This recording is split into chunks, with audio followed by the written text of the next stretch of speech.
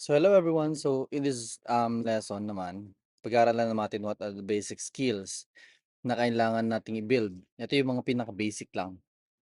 Pag sabi nat pag when we say basic, ito yung mga kailangan natin matutunan when we able to learn all of this is magandang edge na rin to start working online. So ano yung mga kailangan natin mga why skills matters? Ano yung bakit kailangan natin ng skills? Because una, ang pag-work online hindi natin kailangan hindi tayo naha-hire based on dun sa pinag-aralan natin or what credentials do we have. Mostly we are being hired based on what skills we have. So even you don't have a skills when you don't have the credentials with graphic designing, when you could be able to show a good design to your clients, you could be hired. When even when you did not finish any course or you don't have any diploma into something, but you could be able to do the work just like the ones who um graduated to those to those kind of work or yung mga ano na yun, mga career na yun, you can be able to work online.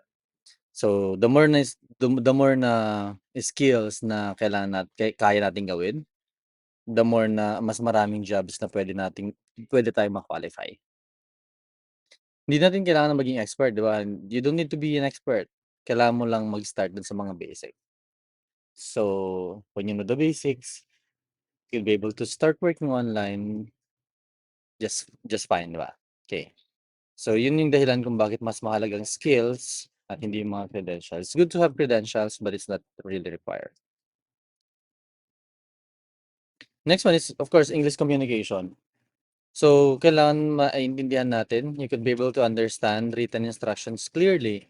So, kailangan mo din maintindihan yung kaya mo mag-reply, kaya mo mag-construct ng basic sentences. You could be able to chat, email with clients in professional English manner. Of course, you could be able to speak confidently during interviews or meeting confidently. It doesn't need to be, yun nga sabi ko kanina, it doesn't need to be fluent. As long as kaya mong i-express yung sarili mo in those language na maintindihan nila, pwede na yun. Tips lang po, pwede tayong gumamit ng AI to be able to help us write emails, understand instruction. Ituturo ko po yan as we go on. So next one is typing and computer use. Kaya mo mag-type, kaya mo mag-computer, pwede na yun. Nilagay ko lang dito yung mga basic typing speeds. Kaya mo mag-type ng 40 words per minute. If you can do 25, pwede na po yun. Hindi naman siya gano'n ka-need ng typing speed. Next one is familiarity with keyboard shortcuts. Siyempre, when you know how to use computer, you could be able to do yung mga keyboard shortcut natin, yung Control-C, Control-F, Control-V, those things. Siyempre kailangan din na alam natin gumamit ng Microsoft Word processors, kailangan nating alam at least, mag-open or gumamit ng kahit konti lang naman, hindi siya gano'n ka-required, spreadsheet, file organization, naming folders, saving folders, organizing, um, storages, gano'n. Mga bagay-bagay po na 'yan. So when you do it, kung kaya mong gawin yung mga 'yan is you could be able to start working online. Next one, kaya mo ring gumamit ng emails, Gmail, Outlook. Yung gamit na gamit po talaga is Gmail. And then video calls kapag naman nagmi-meeting po tayo, ang pinakagamit po natin is Zoom or Skype, and Google Meet. Itong tatlo po.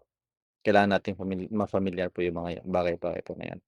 Next one is chat platforms. So sa chat platforms naman po, you could be able to use Slack, you could be able to use Trello, and Notion. May mga ibang ginagamit pa po kami, yung mga Asana and some other project management softwares, which ituturo ko po sa inyo one by one as we go on. And then of course, time management, skills din po 'yan, 'di ba? Sabi ko kanina, dun sa previous lesson natin, skills din po ang to be able to, manage our time. So may mga job po job or companies po na na rini-require po nila ang paggamit ng mga time tracking softwares tulad po ng Toggle, Clockify, and sometimes Google Calendar. In my experience, I use, time blocking lang po siya. So, kasi yung work ko po is at on pace. So, puwedeng mag-work ng like anytime na gusto mong mag-work. As long as as long as nami-meet mo yung mga deadlines. So, yun. And, in those areas, kapagka meron po tayong mga time management softwares, so kailangan din nating i-practice yung mga habit na ma-meet yung mga deadlines, masunod yung mga instruction at mag-focus during the time na nasa work na po tayo, okey. And of course, isa pa na skills na kailangan po natin is willingness to learn. So, yung online world ay lagi pong nagbabago, madaming changes. Siguro ngayon yung patok po ngayon is TikTok, 'di ba? Later on, reels naman siya, and then threads or other things. Kasi yung online may mga trends po kasi na maganda din po siyang puwedeng gumaya, 'di ba? So you would be able to be flexible naman. So kailangan din maging ready, sa mga iba't ibang mga softwares gaya ng Canva, Trello, Notion, ChatGPT. So may mga free courses na puwede rin po tayong matuto, via YouTube, Coursera, Skillshare, and ganitong itong ginagawa po natin na tinuturuan ko po kayo kung paano gumamit ng mga softwares, paano yung mga, pag-build ng skills, eto yung mga yon. Like, konting anong tawag dito, konting investment po para sa sarili natin yung pagte-take ng mga courses na ganito, yan. So that's that. Next one, eto yung mga summaries, yun, yan. In this communication, bakit siya mahalaga? To be able to, talk with clients and para ma-follow natin yung mga task natin, um, ma-follow natin yung mga task. Typing or computer use para maging efficient tayo sa paggamit ng pagwo-work at, efficient and accurate. Communication tools para sa pag-join ng meeting, pag-send ng mga updates sa mga tasks, pag-update ng mga projects and such. Next one is research, skills, to be able to solve problems, and then time management para maging productive and reliable sa work. Siyempre yung, skills, willingness to learn para sa lifelong learning and paglago. So those are the skills, yung mga tawag nito, yun yung mga skills, basic skills po na dapat, kaya po nating gawin. Wag po kayong mag-alala, wag po kayong ma-overwhelm.